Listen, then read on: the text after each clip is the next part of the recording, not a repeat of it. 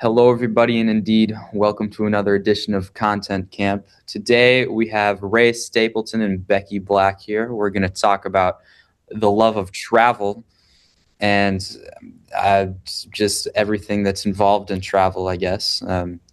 Well, thank you guys for being here. It's, Glad to be here. Thank Thanks. you. it's going to be fun. My first question is really, how did you get into travel? Ray, you can go first. It was business.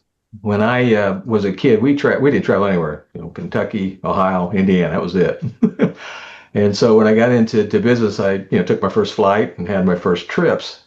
They were in the United States, but as I got older and moved up the management ranks, sometimes I'd get to go to Mexico City or Tokyo or some of the smaller towns in Mexico. One by the name of San Luis Potosi, which is what they call an old silver town. It's colonial style, neat old churches, just old Spanish style, like you would think from the movies. Maybe not quite like the movies, but that's what you have in your mind. And that's really what it's like.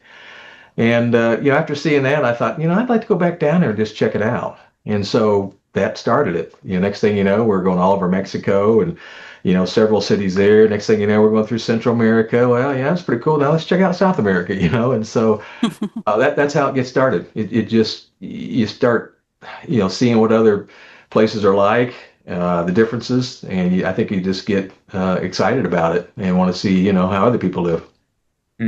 What about you, Becky? Yeah, so similar in that my childhood, we didn't do a whole lot of traveling. Being from Indiana, our classic vacation would be driving to Florida in the summer. So I did the school eighth grade Washington, D.C. trip. So that was kind of my first adventure in a totally different direction and a totally different culture sort of thing. And I think that really started the kind of the concept in me that like, hey, maybe I want to go other places. Of course, as a teenager, college age student, can't really afford to do a whole lot. But then, after I grew up a bit, got married, we did our honeymoon in Hawaii. And, that was the first time going anywhere like more on the exotic, maybe a little bit generous, but, like a little bit more, unique. And so then that kind of started it. And so my husband and I both sort of had a similar, just love of wanting to go out and see more things and kind of just get out of, we've lived in Indiana our whole life. We've never really had any desire to live anywhere else, but, that's part of what makes travel so special is that it's not like home and you get to experience it for a little while and then come back to the real world. So that's kind of how it started for me too. Yeah. What do you think the draw is to traveling? What about seeing a new place is so appealing? Well, I like to see how other people like live and how, again, like different from what we have grown up with and what we experience on a day-to-day basis.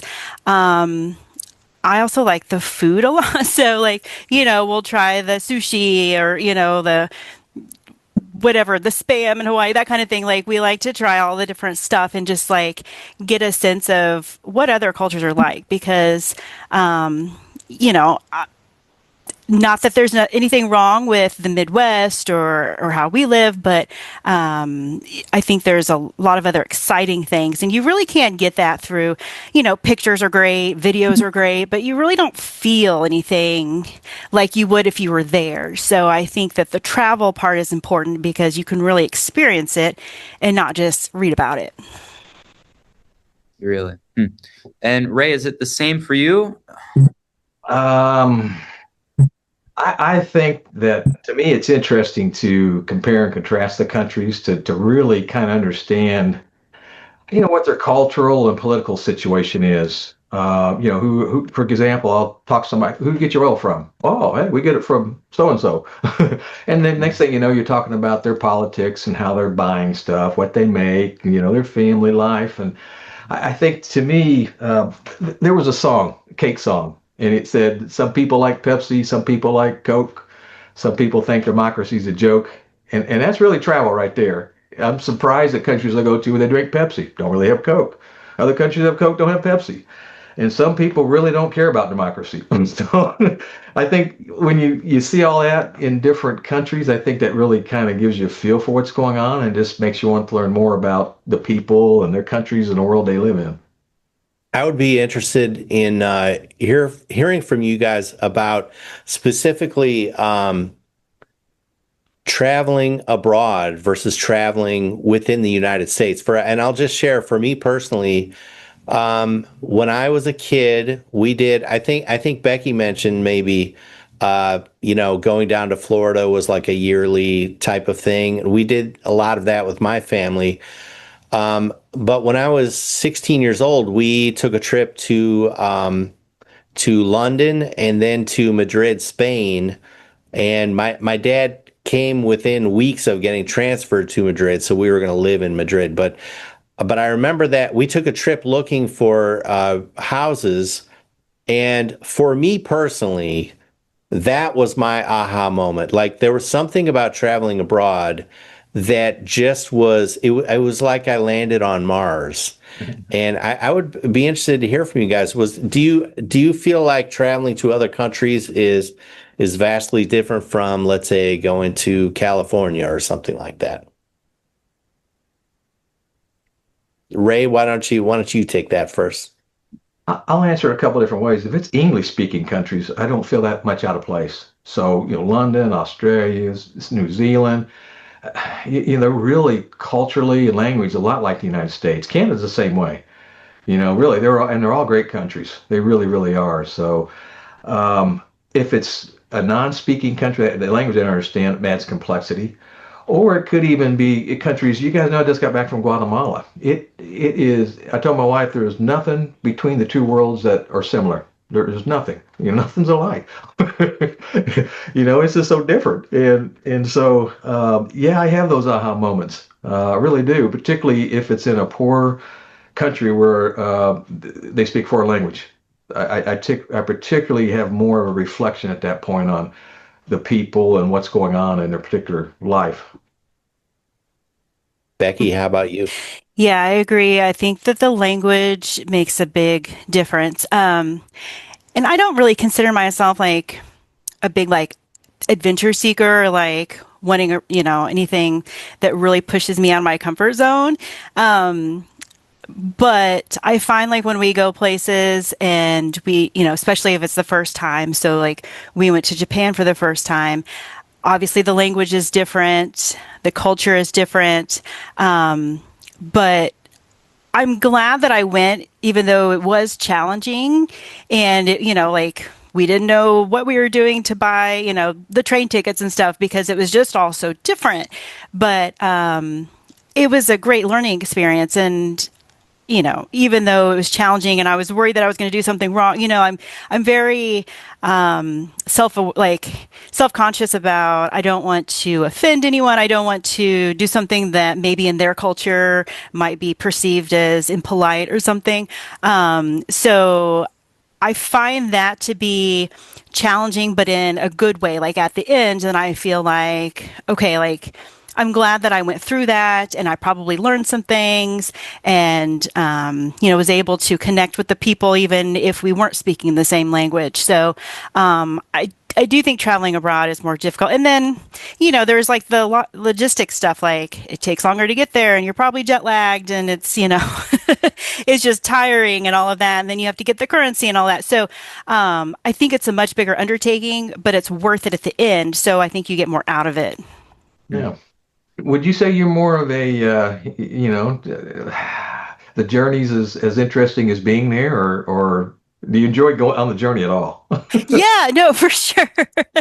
I mean, I think you have to kind of know what your limits are. Like we like the journey, but we also know that we want to be somewhat comfortable too. Like, we don't do the, ultra cheap airline tickets that, the $30 hop in the plane and go type of tickets, like we know that we need something a little bit like more guaranteed and like that you can pick your seat and like that kind of thing. So like we like the journey. I like the process, but I also know that there are certain ways I need to do it in order to enjoy it, as opposed to like, I'm not a completely spontaneous person, and I know that, and that's okay with me.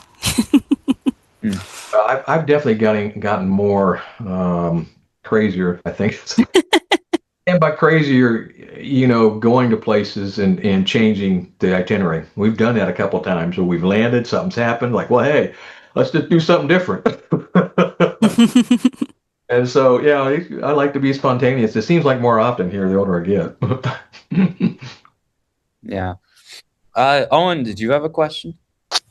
Yeah. So, um, what's the coolest place you have ever been? Ray, you can go first.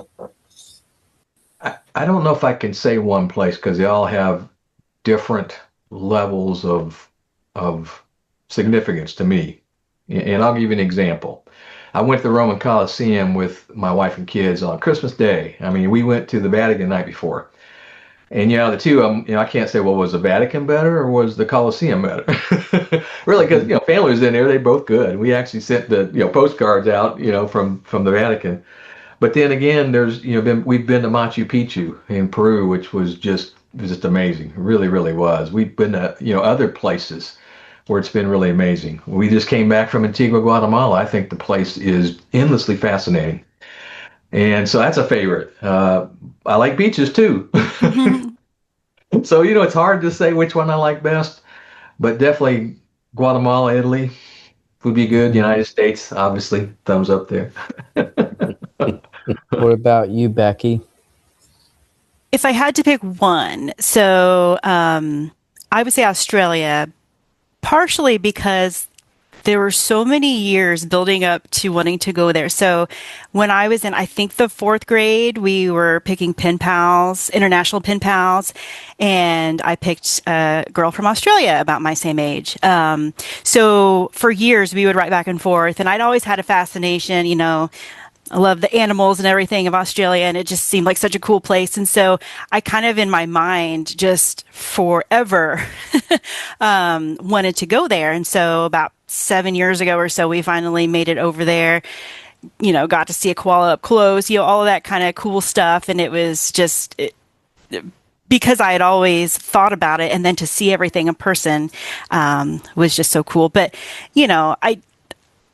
I don't want it to seem like you have to go somewhere on the full other side of the world for it to be, a great experience. So I've also always wanted to go to like Vermont and see the leaves and, drink the apple cider. And I did that a few years ago, and that was great too. So, if I had to pick one, Australia, but there's a long list. Ben, what's your question? I don't know if I don't know if you two ever been to this country, but have you ever been to Russia? And what's the coolest thing there? Here's my experience with Russia. Okay. Yeah, I'll try to make it short because it's both ways, by the way. Okay. We flew Aeroflot to Bulgaria out of Washington, D.C. I'll just leave it at that. So the first flight was Washington to Russia. Second flight was to Bulgaria, Sofia, Bulgaria. From there, we were going to go to Serbia, Belgrade. And so when we got to Russia, they missed the flight, my connecting flight. So instead of flying me to Bulgaria, they flew me to Serbia, which just messed up the Soviet system so bad that when we returned, we had to stay the day in Russia. And where we had to stay was in they rent like this hotel. It's like by the hour, but it's for sleeping. And so Beth and I rented 8 hours, and we stayed there. And we find out that was the same place that Edward Snowden was when he was stuck in Russia. The same place. I think we slept in the same room as Edward Snowden did. Wow. If you guys don't know Edward Snowden, he's a famous, spy that escaped from the United States, and they'd love to have him. Crazy. So, and it was strange. The thing about Russia is, here's the big, it's who you're associated with. It's not you. When the United States, it's us. It's not who we're associated with. That right there is the big difference between the two. So, people want to know, well, who are you? Are you an engineer? Are you, what kind of professional are you? What kind of organization do you belong to? It's not like, hey, how are you? How you kids? How you doing? And so what I found with Russia, it's very impersonal. They want all your business. They're very gruff. We had to spend a whole day and some odd in the airport eating and talking to people, and they overall just weren't very optimistic or very pleasant. Now, that's just my one day at the international airport, but that's kind of my thought on it. That is the interesting story I've ever heard. Congratulations. Oh, there's more than that. My wife will tell uh, all right. Well, that's a good story. I like to hear that. All right. Denver, why don't you take a crack at it? Okay. So, Becky, I know that you have traveled a lot via cruise ships, and I know you traveled just normal air as well. And what's the advantage of taking a cruise ship, and which do you prefer? Okay, so cruise ships, I will start by saying I think people either love or hate the idea of a cruise. And so I know that it's not for everybody. So I would never try to convince people to start cruising if they weren't interested. But I personally really enjoy the cruise idea because all of the transportation is taken care of. You don't have to worry about getting hotels, and you get to see multiple things. So we kind of go in with the attitude of this is, we joke it's a pilot trip, right? So let's just take the Caribbean. You get on a cruise ship, you might see 4 or 5 places in the Caribbean, obviously different islands. Some of them are ran by, different nations. Yes, you only get to spend 1 day in each place at the most, but you get a little bit of a feel for the place. You could see if maybe it's a place that you want to go back later and spend a longer period of time. And it allows you to see more in one trip than if you were to have to do all of that traveling on your own. So I really like the cruise idea. My husband likes it because he likes to do a lot of different things. He gets bored kind of easily, and he'll admit that. So he would rather be going to different places and not just, he's not a sit at the beach for a week type of person at all. So from his perspective, it's good because it's always something different. We're on the move all the time, and every day, basically, it's a different place. And so, for that reason, and the fact that, you can kind of get a sense of it and then decide if you wanted to spend more time, I think cruises are a good, and usually, if you're at all concerned about pricing, typically it's cost effective because you get, your lodging, your meals, your transportation, and everything kind of all bundled together. Of course, they all have like entertainment, and plenty of people think that it's really cheesy, and I agree to some degree also, but it's also kind of fun. And, you can, if you're an outgoing person, I think that it's good because you can make all kinds of friends. If you're not as outgoing and you want to not be the life of the party, you can do that too. So, we've cruised. So recently we flew to Tokyo, spent a couple of days looking at Tokyo, but then we got on a cruise ship that took us around the southern island of Japan. And we stopped in, I think, like 6 different places. Spent the day in the town. We got to see some museums, a couple along the way, went to an aquarium, different stuff. So yes, we only got a few hours in each place, but it gave us some idea of what's the rest of Japan look like, not just Tokyo, not just where we flew in and, saw the big city. So it was just a good opportunity to do that. So I like cruises. I recommend them, but obviously it's not everyone's cup of tea. Okay. Thank you. David, what's your question?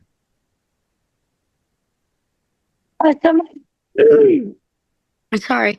My question is, what's the longest flight you guys have ever been on?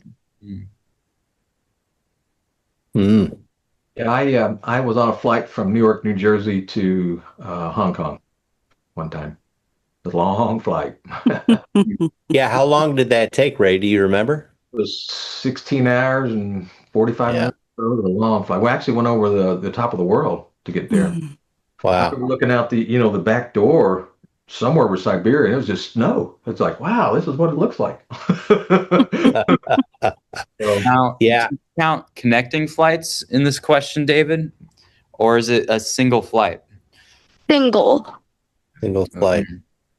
Yeah, I could see 16 hours. I know one of my legs to my trip to Malaysia was about 16 hours. I mean, Yeah. takes a long time. When you're trying to go to the other side of the globe, it helps you to see how big the thing is. It's amazing.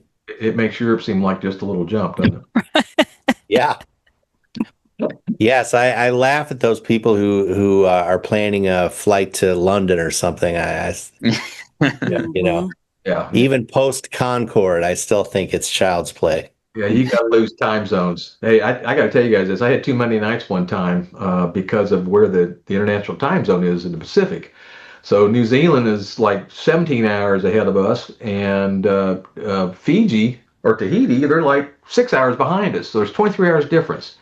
Technically, there's only 1 hour. So we stayed Monday night in New Zealand. We flew to Tahiti, and it was Monday night again.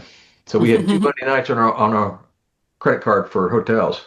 So I think we left at 2. We got in like at 9 on Monday. Left 2 on afternoon Tuesday, and you got in at 9 o'clock on Monday.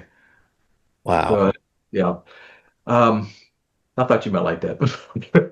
Gotta say one more thing before we end, guys. If you Yeah, have logged sure. into the travelercentricclub.com, check it out. There is a listing of all their territories, which they define as distinct, different territories. Could be an island country, could be anything, that's distinct. But there's 325 destinations listed in their territories. Take a look at it. It will fuel your imagination, and I guarantee there'll be at least 50 places you've never heard of. Guarantee it. Ray, give us that website again. The Travelers Century Club. The Travelers Century Club. Got it. It's all Fascinating. about getting 100 of those destinations. There's 325. I actually met a guy who had 311 of them one time. Wow. Wow. Now, how many do you have, Ray? I've got 115 right now. Whoa. Yeah. I put 15 on in the last couple of years. We've traveled heavily this year. I like the cruises. I love them. But sometimes they don't go to the destinations you want to go to, or you've already been to some of the destinations. Say, hey, I'd rather spend a week on St. Vincent and Grenadines than I would just hit it with a boat. That's kind of how I make my decision. But they have some super cruises out there, particularly international, just like Japan, just super. But yeah, so yeah, I've been hitting it a lot. 115. My wife just hit it. She hit 100. Now she's up 103, I think. So we're both we're going to try to at least hit most of this hemisphere here next couple of years, I think. Wow. It's amazing. Well, Ray, I know you're turning into a pumpkin here. We sure do appreciate you joining us, though. It's good seeing you guys. I really is. Thanks for the conversation. Appreciate it. And best luck to everybody. And hopefully we'll talk again soon. Awesome. See you, Ray. Thanks, Ray. Bye. See ya. Lewis, I'm going to have to head off too. Sorry to miss the rest of it, but have a good conversation, everybody. Thanks. Bye. Bye. And Ben, I know you need to peel away as well, right? I got like a few minutes, so I guess I'll get out. So yeah. Okay. All All right. right, buddy. All right. Bye, guys. Have a good day. Good night. All right. Bye. Lou, do you want to pass to Owen? Yeah. Or Owen, go ahead. Okay. Becky, what country surprised you the most? Oh, wow. That's a great question. So we went to Paris a couple of years ago. And I think part of the reason that France surprised me was because I thought I knew.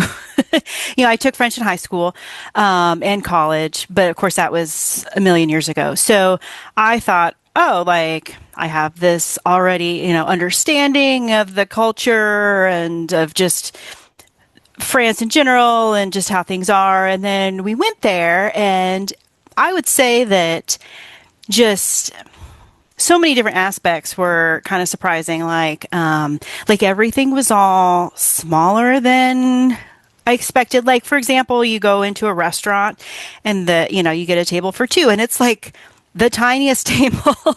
And then you're like kind of squished in there with all of your closest friends, and they, I think that there's sort of this reputation that, like, they hate Americans, which they absolutely did not hate America. Like, I think if you are nice and polite, they are totally fine with tourists and Americans in general and all of that. But it definitely was just like a little bit more, like I felt like I had to be more proper or something, like they were, everything was just more formal than I expected. And part of it was, I think, because we had just come from London, which, also Europe, obviously, and there wasn't the language barrier in London, but they were just like so much more casual, and they just didn't seem to really care. And it's like, oh, just come in and sit anywhere and order a drink or whatever. So just kind of going from that to France, and it just felt like you had to be kind of like more grown up, So I felt like that was sort of a surprise, because anywhere else that we've been, that, is like a different country or something, I think we more expected the differences. Like we knew that Japan was going to be completely different from home, and, there wasn't as much that was surprising there. So I think that would be my answer. Mm-hmm. I think it would be fun to turn that question around to Lewis. I know you're kind of the odd kid in that you've been to a handful of countries already. What was there something that surprised you or stands out to you? I think it's got to be Japan for me. I was so surprised with just the amount of I don't know, the amount of consistency there is. Like everyone wore like black suits when they go to work, like, and everyone's very nice. It's safe, and it's also just a really creative place. And they've got all these crazy statues and weird outlet stores. But most of all, the weirdest thing for me was there were no benches in Japan. You can't sit down anywhere. And it was actually torture for me. And no trash cans. So you have to just take all your candy wrappers and everything and put them in your pocket. Yeah. At the end of the day, when we got back to our hotel, I'd just flip my pockets inside out, and my floor would be covered in just receipts, napkins, whatever you can find. Yeah. It's pretty wild. But yeah. Oh, and what's on your mind? So I was just wondering, what's the craziest thing that has happened to you while traveling? Oh dear. Crazy thing happened. I'm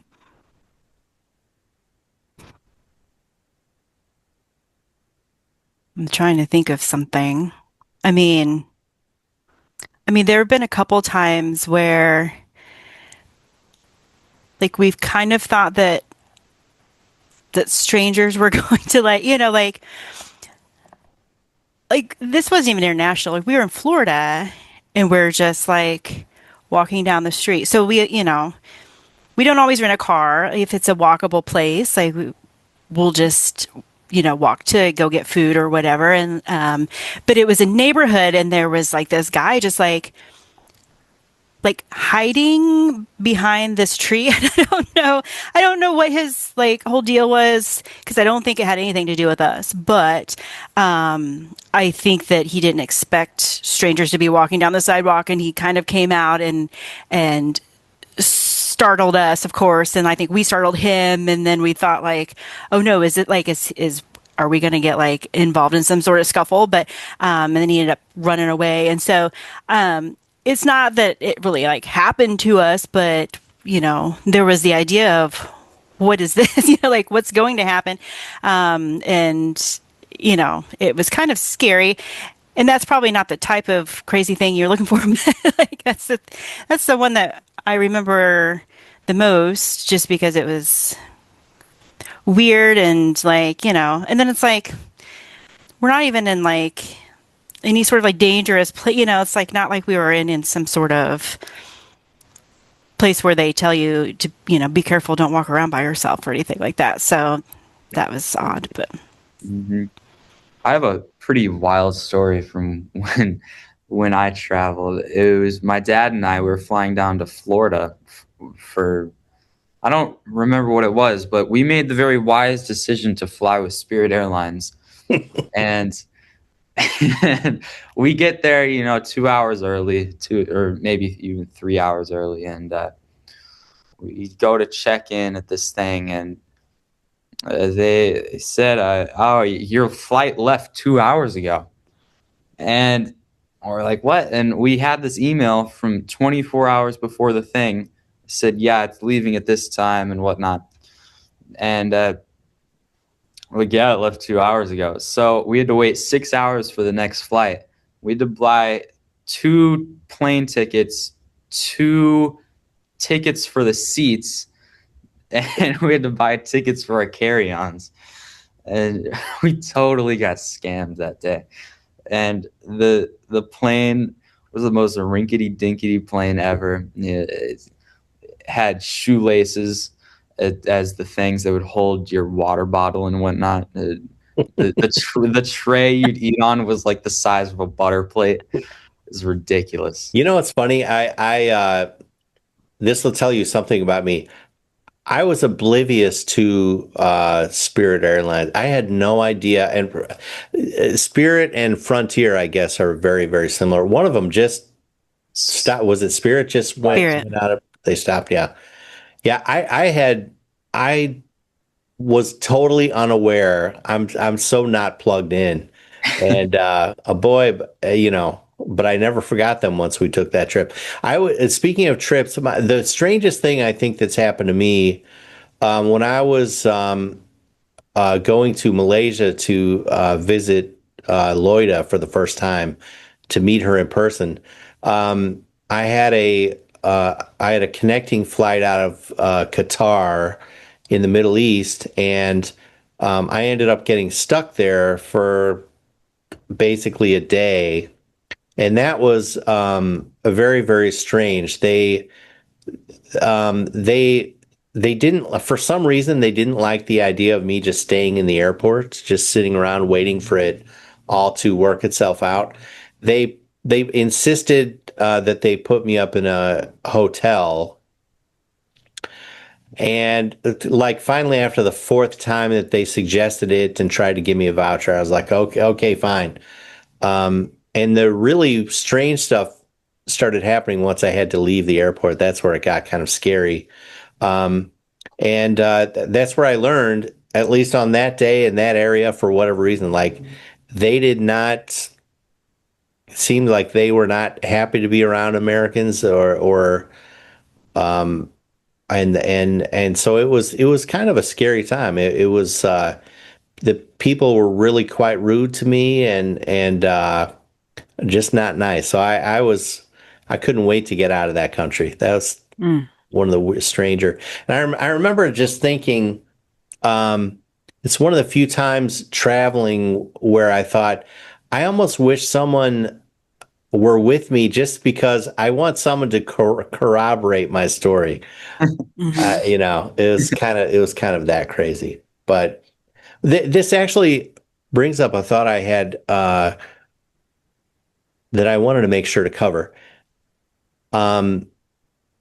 I have found for myself that I actually like the part of travel that's a little bit scary, like going to a new place, especially a place that's not English speaking.